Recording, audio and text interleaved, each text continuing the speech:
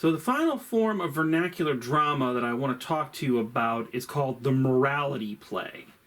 Now, while it is true that they did still have an element of farce connected with them, the morality plays tended to be a little more serious than the cycle plays. As opposed to presenting stories about the Bible or the lives of saints, morality plays aim to teach an audience some kind of moral lesson, as you might be able to guess by the name.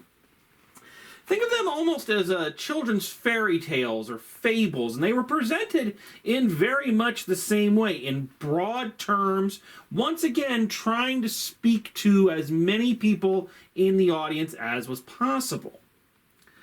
There are a few distinguishing characteristics that define the morality play that I really want to make sure that you are aware of. So please pay attention as we go over these. So probably the most distinguishing element of a morality play has to do with the characters that inhabit it. The thing that you need to realize is that morality plays don't have what we would consider standard characters. The characters have no personalities, they don't have individual characteristics, they don't have names or wants or desires. The characters of a morality play, every single one of them, are allegories. And if you remember from our vocabulary, an allegory in this instance is where characters personify moral qualities such as love or charity or vice or kindness or good deeds, or they represent abstract concepts like death or youth. So there are no named characters in a morality play. You wouldn't have a character named Bob or Sally or Joe or Karen. They would be named for the moral qualities that they represent or the abstract concept that they represent. That is very important to understand. Some of the other defining qualities of a morality play.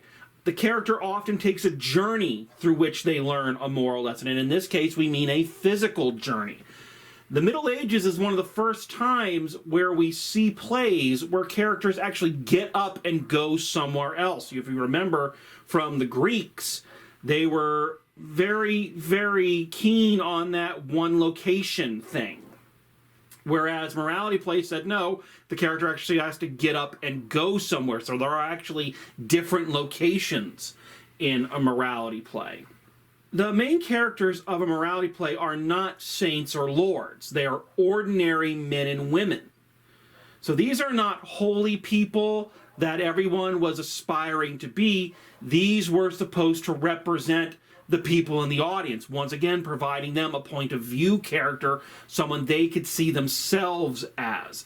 So unlike, again, the Greeks, where in their tragedies their heroes were always rich people or kings or queens, the main characters of a morality play were always ordinary men and women. The morality play would usually base its drama on the struggle between two forces, usually one good and the other evil, both fighting over the soul of the main character.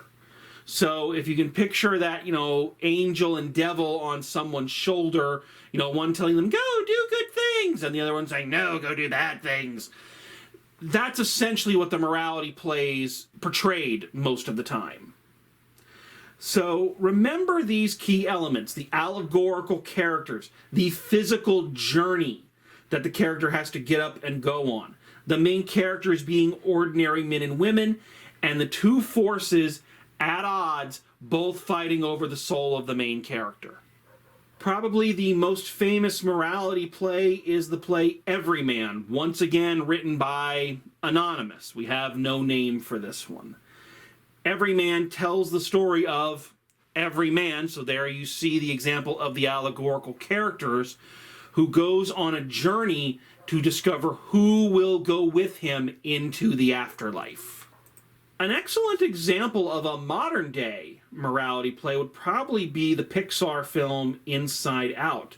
As you can see, the main characters are not individuals, they are representations of emotional states. The characters go on a journey, there are forces, not necessarily between good and evil, pulling at them, but there are opposing forces pulling at them, choices they need to make. So while not a perfect example of a Middle Ages morality play, it still has a lot of those core elements. So when you're trying to think of examples of a morality play, Inside Out is a good place to start.